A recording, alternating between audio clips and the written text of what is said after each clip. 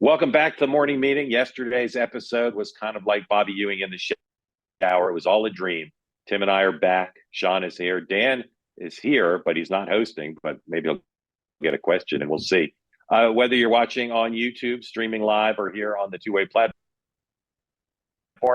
we're very grateful to you to be part of this conversation as we preview day two of the Democratic Convention here in the Windy City. If you'd like to get a question in, and we'd love to hear from all of you, our regulars, as well as those who've never asked, please raise your electronic hand. We'll get as many of you in as we can. If you're new to the platform, this is for civil, sophisticated conversation where everybody listens. The more you disagree with someone, the luckier you are, because it's an opportunity to learn what other people are thinking. And Sean and Tim are indeed America's sweethearts. All right, day book today, convention day two. The Democrats are doing a very interesting thing. They're not putting out the run of show till pretty late. Maybe I'm misremembering. I know it's amongst the latest, not even just the line by line, but like tonight we know Governor Pritzker speaking, the Obamas are speaking, Doug Emhoff speaking. There's been scattered reports of a few other, I would call more minor speakers, but we know very little about what's in the actual program. We do know that the vice president is speaking with Tim Walz in Milwaukee, up the street, down the street, over the street. That event is at 9 Eastern. I assume it'll be piped into the convention hall and there won't be program during that time within the hall. Don't know that, but that seems nuts. And I assume the networks will all take it. I'll be curious to see if Fox takes it. And I assume it'll be a rally not like no other, but a rally like they typically have. So that's the marquee event for her. They travel from Chicago to Milwaukee in the evening. As I said, the main speakers we know of, Doug Emhoff and the Obamas and Governor Pritzker here. Republican ticket, Donald Trump continuing his tour of battleground states during the other party's convention in what is, I believe, the most extensive campaigning ever by the other party's nominee during a convention. He is in Howell, Michigan, 3 p.m. Eastern time for remarks on crime and safety. And J.D. Vance, echoing the crime and safety event, or theme rather, is speaking in Kenosha, Wisconsin at 1 Eastern. So he goes first and then his running mate, both on the same topic. Byron Donalds is speaking at a press conference on that topic here in the Trump Hotel, which is where the Republicans had their daily press conference. And Joe Biden and family are on vacation in Southern California, getting a security briefing, but no other events. All right, guys, I want to ask you a basic question. I was in the hall last night, mostly on the floor. I have no perspective whatsoever. I looked at the battleground state papers. If you're a political professional, Tim, you first. If you're working for the DNC and you've got all your surrogates and your social media and you're monitoring the evening shows, how are you measuring whether night one was a success? Yeah, I think there are a few different things to look at. One, obviously, is ratings as they come out. How many people are actually tuned in who are not in the convention hall paying attention? You're in the convention hall. Those are all delegates. Those are all people who are going to be there for you. They're all energized. But seeing how far the convention programming reaches is really important. Two, which is a little more post-convention, is there a post-convention bump? But that I think you put to the side until the convention is over. Three, I think intangibly, measuring the crankiness factor. I think people forget that in like 2016, we had like 2,000 some delegates that were not Hillary Clinton delegates. And there is a lot of work going into the fact that there are people in the hall who support another candidate. This time it's like 30 people, I think, who are uncommitted or elsewhere. So I think how you manage that is important. And then, Mark, to your point, I think it's also, you can look at things outside of television ratings like front pages or coverage or what message is breaking through. And I think, that's an important factor too, to see like, what is the press covering? And to the crankiness factor, like how cranky is the press also at the convention? To your point, I do remember the RNC this year doing a fairly delayed release of the schedule as well. But, we ran a little behind yesterday. And that schedule came out a little late. Sean, what's the general measures you would use, and how was last night as measured that way?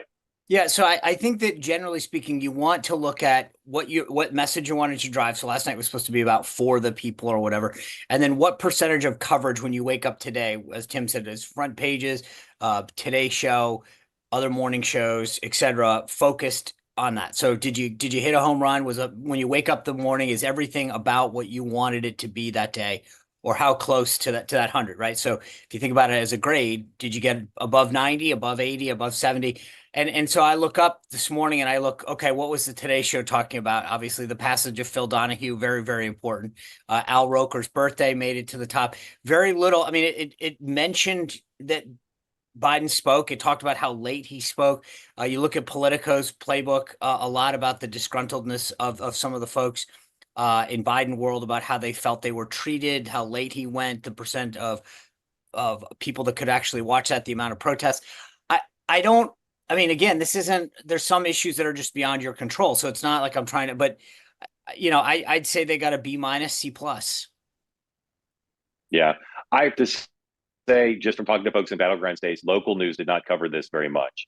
I was surprised at Hillary Clinton's speech being, it was fine and the people in the hall loved it, but it was not iconic. There's no line from it that's going to live on, as best I can tell. Well, can I just say that on the Hillary speech, Mark? I do feel like. Oh, go ahead, Sean. Sorry. I was just going to say, look, and I'm not. Everyone knows where I come from on this, but I thought the funny thing about this was I thought in the lead up to Biden, Hillary seemed very like it was kind of weird. I thought she was more grievance filled than he was. It just didn't seem as forward looking and positive as I mean, like when I looked at that last night, I saw Hillary Clinton kind of being like, here's all the issues that I had, and here's why she can maybe break through. Biden yelled a lot. I just didn't seem. I mean, again, maybe if you're a Democrat, did it fire you up? I hope maybe, but I as someone from the outside looking in, I was actually pretty pleased with the programming. Yeah. I thought I disagree on the messaging. I think it was enough forward-looking stuff and meat in those speeches. I do think like the iconic line for Hillary for me, and this is maybe colored through the glasses of a former Hillary staffer, is he's kind of talking about Donald Trump and what he has meant in the past and what he means now, and the line that he's on the run. Which I think is true. And I think honestly really captures the moment of Donald Trump was like, he's this showman, this like scary force to Democrats. He's hard to defeat, but it feels different now. It feels like the same old show that we've seen for 8 years plus. And we have an advantage now with the ticket that we have. So I think I do think part of her speech really like the zeitgeist for Democrats. I agree for Democrats. I want to talk. I'm going to jump to that topic next, but again, I just didn't hear a signature line. Like the line you just referenced, I don't even remember it. So I'm with you, Mark. Trump. I didn't hear that. I was like, I heard a lot of stuff and maybe it's because of Tim's background, which, that you hear what you want to hear. But I was like, that didn't come through. I think you guys just have to put your phones down and listen more closely to the speeches. To me, good point. To me, the most resonant thing was her talking about her mother and Kamala Harris's mom. But again, that's for Democrats primarily, or maybe some independents. So Democrats are obsessed with telling me that Trump fatigue is now like sweeping the land. And I think it's a little bit overstated, but the reality is Fox this morning barely covered Trump's speech in Pennsylvania yesterday. The speech was actually super well written. I thought it was the best written speech I've seen given to him on the economy, and he mostly gave it. But Sean, is there something to this notion that Trump, I know it's convention week, but even beyond that for some in the conservative press, certainly in the dominant media, the Trump act is just old and it's never going to be competitive for the rest of the campaign with the new and improved and exciting Harris message? No, not about ideology, but just about the compelling factor. Right. It's not new, so there's no question that it doesn't have the same impact. But I do think that there is going to be, once we get beyond this, it is what it is. The media wants a close race. It's in their interest to have a close race. So they're going to cover it. They want controversy. They might be putting their hand on the scale for Kamala, but at the end of the day, they need this to be competitive for a million reasons. So, in my opinion, I think we are going to see. But I'm sorry. Let me ask you a more tactical thing, though. I agree with the point you just made to some extent. But what Trump is doing this week, and again, this is a weird week because the convention's going on. He's doing pretty conventional things, right? He's going to battleground states and he's doing, whether they're rallies or more policy-oriented things, just standard things. There's nothing gimmicky or new about this. And I'm asking the question: does he need to, do something that elevates the wow factor? Because by himself, he's just not manufacturing that. It's funny. We spent most of the week talking about him taking the temperature down and not doing crazy stuff, and now it's, hey, what can he do to light himself on fire? No, it doesn't have to be crazy. It doesn't have to be crazy and light itself on fire, but it does have to have a hook to it. Maybe. And so here's what I would say. Number one, you mentioned this at the outset, the idea that you're having this degree of a bracketing effort, this level of a bracketing effort doesn't normally happen. So that's number one. And we will see the answer to the question you're asking after this week. You shouldn't be getting a ton this week. The Democrats should be soaking up 95% of the coverage. So the idea that he's even doing it and he's breaking through, I think, is important. We talk about all the time about local media. I mean, as long as he's getting Arizona on Thursday, Friday, whenever he's there, Michigan, he got Pennsylvania yesterday. There was a lot of coverage yesterday in Pennsylvania media. And that's so I guess my answer is that I think he's doing what he should be doing this week. We'll see the answer to your question more fundamentally next week and the week after. Or is there a fatigue factor in the media or people going? But so I think the jury's out on that, but I like what he's doing this week. And I think that is important, that he's out there in those key states talking about the economy, talking about immigration. We'll see, I think, is the answer. Yeah. No, I was just going to say, I think, look, there's something about this race that's so interesting that the vice president of the sitting administration is considered the change candidate and not the status quo candidate. And I think the only force that makes that possible is someone like Donald Trump, who refuses to go away, who was able to claim such an anti-establishment mantle in 2016 and harness it. And I think that was such a motivating factor for so many people who voted for him, that has sort of lost its luster. He's lost his credibility being attached to that title. And it's a variety of things. It's the fact that he's just been around for 8 years and it's the same old thing. Whoever he's running against is low IQ, or the economy is going to crash. And it's the same lines over and over. So, I think it's hard. I don't know what he can do to be new. And I think it's reflected in fact a little bit. And look, I'm not like over relying on polling, or don't, put too much stock in the statement here, but he's got a ceiling for all that has happened this summer. That ceiling remains kind of where it's always been, or maybe a little lower. Yeah. And the one last thing I'd say is we focus a lot on the earned side of this, the getting out there, the events, the media coverage. I think this is when the paid piece is going to kick in heavy in the next 80 days. And I think that's where I think a lot of this is going to get played out. Which just very quickly to that point, the Harris folks just announced $370 million in reservations. In Trump's reservations right now, I don't think go beyond August 26th. So they got to figure that out as well too. Yeah, more than the dollars. Neither campaign has produced a viral TV spike yet, which amazes me, but we'll see if they're up to it. All right, last topic is the Obamas. And again, we're going to go to your questions. If you want to get in, please raise your electronic hand. We'd love to hear from lots of you. So the Obamas, unlike Donald Trump, are not overexposed, right? The supply and demand. Think about it. When was the last time you saw a Barack or Michelle Obama on camera speech? It's been a long time, because they control supply and demand, because they're off doing other stuff. So I think they're both going to hit their marks, and they're both going to get a ton of live coverage. They won't push them into midnight, I predict. So Sean, if you were the DNC and the Harris campaign, what would you like the headlines coming out of the Obama speeches to be? What would be best for them? I mean, I think simply put, Obama makes strong case for Harris, full stop. I mean, this is getting him on board, getting him motivating the base, getting him motivating particularly black men, which is where Trump has made some inroads. Something would be strong. So anything in that thing, but just him coming out, I think getting that crisp headline, Obama's make strong case for Harris Waltz or something like that. That's a win. I think. What about the negative case on Trump? Look, I mean, fine, but I really do think that this goes back to the contrast between Biden and Harris. She's really put herself in the whole joy, hope, forward idea. I think that there's much more resonance in that with persuadable voters. If you want to reach the people in North Carolina, Wisconsin, Michigan, Georgia, et cetera, coming after Donald Trump, they know everything about him. I think we've played that record several times in the last few cycles. If I were them, I'd have Obama lean into why she's the future and hope and tap into everything that he did when he was in Chicago. Talk about that nostalgic moment. Talk about why, he was able to turn the page in the country and blah, blah, blah, blah, blah. I mean, he's the right guy to deliver that message. I don't think anyone else can. And I think it would be squandered if the headline the next day is Obama, goes, castigates Trump.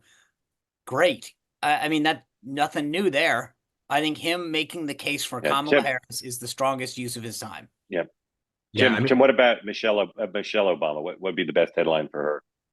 I think it's similar for both of the Obamas, and I think it is, Sean kind of takes my answer there a little bit, which is recognizing the history that Kamala Harris can make, wrapped in the fact that she is a change candidate, she is a new candidate, that nostalgia and that energy that was there for the Obamas, for Barack Obama, and for the ticket is something that you're not going to replicate. But you're trying to make analogous with the Harris Walz ticket, and whether he's gonna, Michelle Obama, I don't think is really going to draw a contrast with Trump. That's not the speech that she's going to give.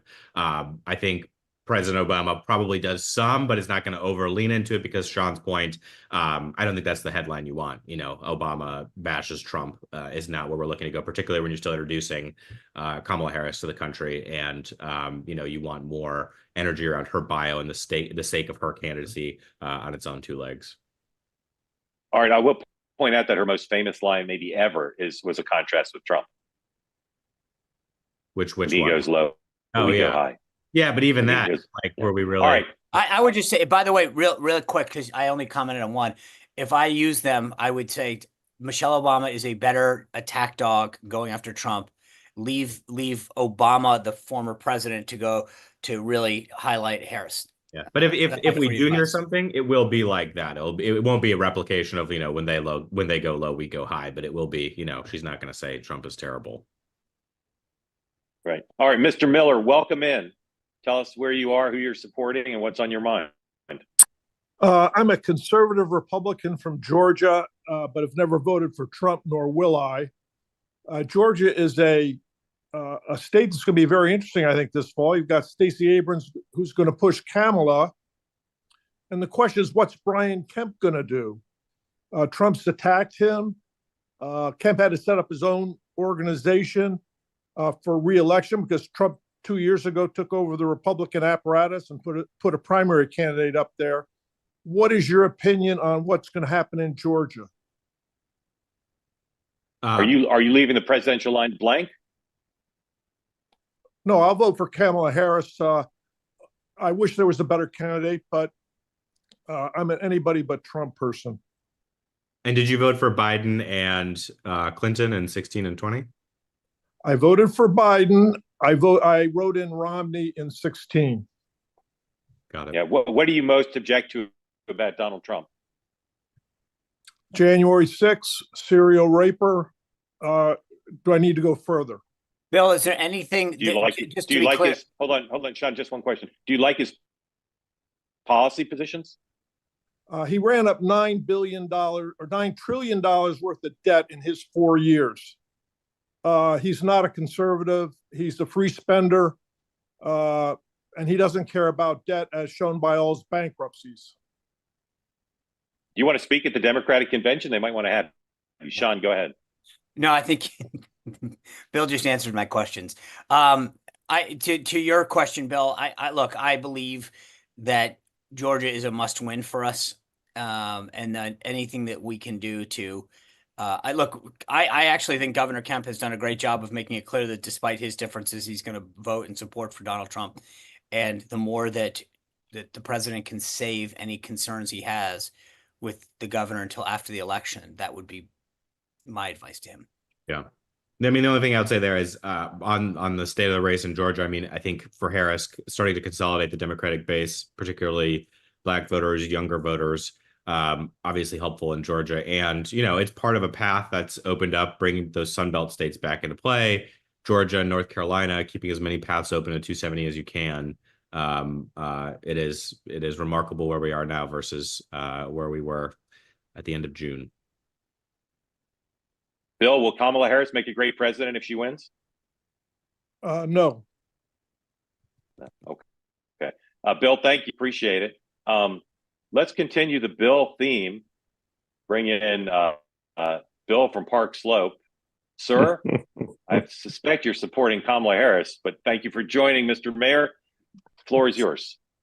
Thank you so much, Mark. First of all, Mark, kudos to you for the most dramatic aviation journalism we have seen in a long time on our endless attempt to get to Chicago. We made it. Thank you. Thank you for telling the world about it. Yeah. If you're not familiar, the mayor and I were on the same doomed flight to get here from LaGuardia. We eventually got here, and we had the finest pilot in the history of America. You can read all about it on my Twitter feed. He was awesome. It's gripping. It's gripping. Yeah. I think last night there was a lot to like and a lot that was moving, but the section on reproductive rights was one of the most powerful things I've seen at any convention. And I felt during it, particularly obviously the testimonials of the women who made so sharp what this issue means and so personal, that any independent woman, any moderate woman, Republican woman out there with an open mind who saw that was going to be so viscerally moved for herself, for her children, for her grandchildren, that it epitomized the pathway, I think, for Kamala Harris, particularly in the blue wall states, but even to an extent in places like Georgia and Arizona. I thought it was brilliant. And I think, if anything, the Democratic Party should lean even more into the issue. That you see the polls that say it's not number one, number two, number three. I still think it is the thing that will energize people and will create the emotion to ensure voting and will bring a lot of late-breaking voters over to Kamala Harris. Mr. Mayor, we were remiss for not raising that earlier. I'm very glad you did, and I couldn't agree with you more. And you see that it will be central in her speech. Of course, it was central in Secretary Clinton's speech, and I agree with you. I think they're going to lean into it even more after that. And I'll be curious to see if unlike the Republicans, who have had very powerful everyday people, as they called them at their convention, but didn't follow through and feature them in subsequent messaging, which really surprises me. I think that the women who spoke last night, I predict, will be on social media. They'll be booked on interviews. I think they'll be campaigning, and I think you're right, it'll be super powerful. And all four Sunbelt battleground states have sizable pro-choice factions, communities that I think will be super important. Sean, how dangerous is this? As you know well, Donald Trump agrees with Bill de Blasio and with me that this is an incredibly important issue for the Democrats.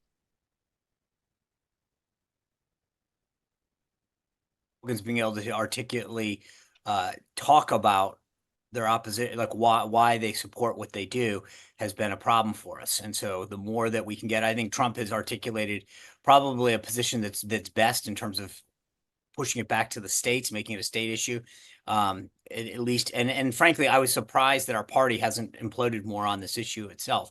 So that's a positive.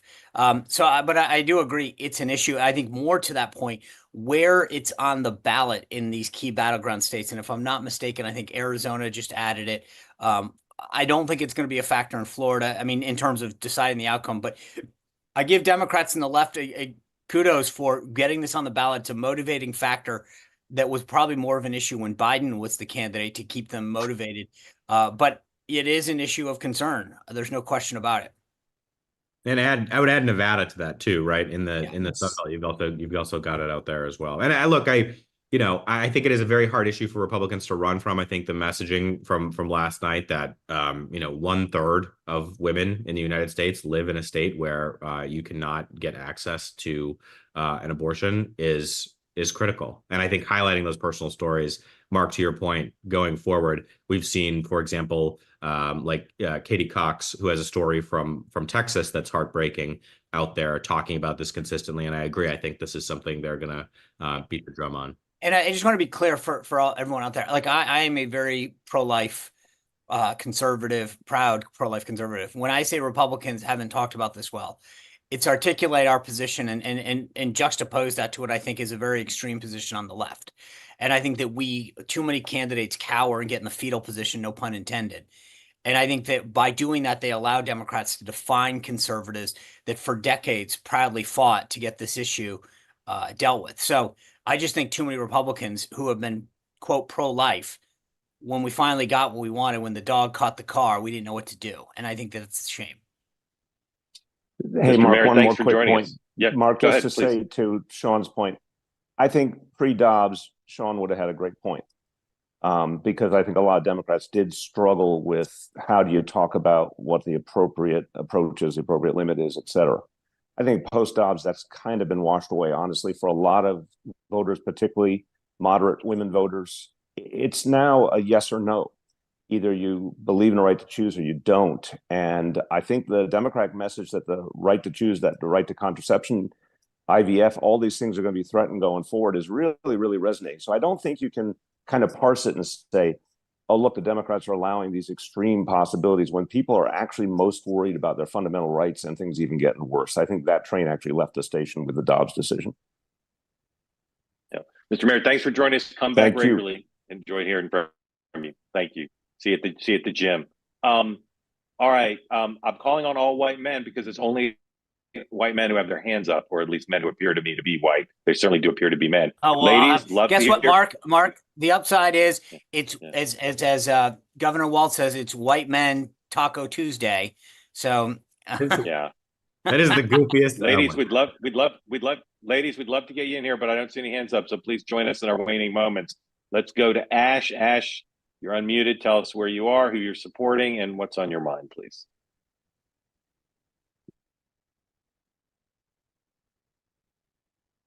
Try again. There you go. Thanks, Mark. I'm in the Pittsburgh suburbs. I'm an Aussie American, so been here 22 years, roughly. Supported Bush, McCain, Romney, sat out 16. Don't begrudge anybody that gave Trump a shot in 16. But obviously, since then, Biden and then Harris here. My 2 points, mainly on the radical left-wing socialist communist track. Which is very interesting, right? Anyone's followed American history, I'm a big history guy. I go back, watch all the documentaries. The Republicans have been calling the Democrats socialist communists since the 50s, right? And in 2024, it's just not landing outside of the base.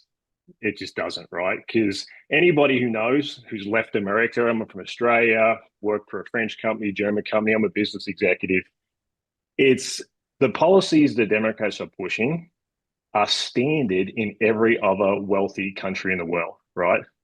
Healthcare. Guess what? In Australia, you can have private healthcare and you can have public. Like you don't lose all these things. So the boogeyman of the left-wing radical socialist is just not a winner. I was telling Alex that online the other day. It's just not a winner. It's not going to change the election. And it's been shown the last 4 presidential elections. The Democrats have won the last 4 presidential elections by an average of over 7 million votes. The American public don't buy that, right? So I just wanted to put that out there, that this thing about running these ads and posting her as a socialist, I just don't think it's going to hit. And hey, maybe it was. They tried it in 08 with Obama, most radical congressman out there. Didn't attach. You've got 2 months to do it here in a shorter campaign. It's just not going to work. And my second one is, the talk around the Trump on policy, right? Run policies, like Republicans think that's a winner for him. I don't. But like if that they think that is, that's like asking somebody who's plays defense in football to go play offense, right? Like when was talking policy ever Trump's strength? Just not a thing. And Actually, yep. Let me ask you a quick thing. Who are you voting for in your Senate race? Casey, and that's always been, that's a good point, Mike. the one part of optimism I always had on this race, if they changed candidate, Biden was going to lose, in my opinion, definitely, was the swing state Senate races. The Democrats have been out of the margin of error on all those races the entire summer. So then it becomes how many people in Pittsburgh are going to split vote and go go Casey, Trump. It's not going to be 10% like some of these polls are saying. Like, it's just not going to happen. So, right. Let me ask you one more, and then I'm going to turn you over to Tim and then Sean. It sounds like you're pretty bullish on Harris's chances of winning. What does Trump have going for him in this race? What's the one thing you'd say that this is Trump's strength to win the race? Not that you necessarily will like, but you think will help him win. Yeah, it's tough because you guys had mentioned earlier, he does have a ceiling, which is also his floor. Like, I don't believe American politics is so split up, right? And so his ceiling and floor are kind of his strength, right? So Harris falling down is really his path. I don't know what he can really do, right? He's not going to have many windows. His press conferences aren't going to do it. He's had his convention. His debate is a big chance for him, but I also think that's going to be potentially the nail in his coffin, right? Because Harris is going to have a significant lead once the convention bump settles in. And significant lead in America in 2024 is, we know what that is. It's 3, 4, 5 points. It's not much, but small, but durable. Exactly. Durable. That debate and the split screen that the Democrats are hoping for, that could be the knockout blow essentially for the election, because there's not going to be a whole lot of chances outside of Harris forgetting how to speak. They come for the Republicans. Question from Tim if he wants one, and then Sean. Yeah, no, I just think it's a valuable point that it's not just that we're polarized, it's that we're also calcified, in particular on the Trump side. Like, we are stuck where we are. I guess my question for you is, of what you see of the Harris campaign, what advice would you have? I would say the big one that I see is hitting with people that are somewhat in the middle, whoever those people are. But even for Democrats, don't go down the rat hole with Trump. People know him. They can just watch his press conferences if you want to watch him or whatever. Do not get sucked into the mud. Keep the high road, keep the future, keep a positive tone. That's what wins presidential elections, right? We always talk about policy. Tell me the last presidential election that swung on hardcore policies, right? So I don't think that's what the suburbs are big on every election. That's what the suburbs want, right? Like, people in the suburbs are not buying the vision of America burning to ground that Trump puts out there. I mean, Colin Cowherd had a great thing recently about this. People just don't feel the America outside of inflation, which we all see, right? And it affects more people than others. But our everyday life, travel, restaurants, people are doing things, sporting events. Like, you go in my suburbs in Pittsburgh, like, people have fun. The place is not burning to the ground. So, like, the dark dystopic vision that Trump puts out there, I don't know who sees, like, it's not a prevailing thought in America. And I thought Colin outlined that great as a non-political show. Can I just focus on your Senate race for a second? What about, based on your background, I get or what you've described as your concerns with Trump. What's your concern with McCormick? I'm just, like the McCormick thing. I think he's been.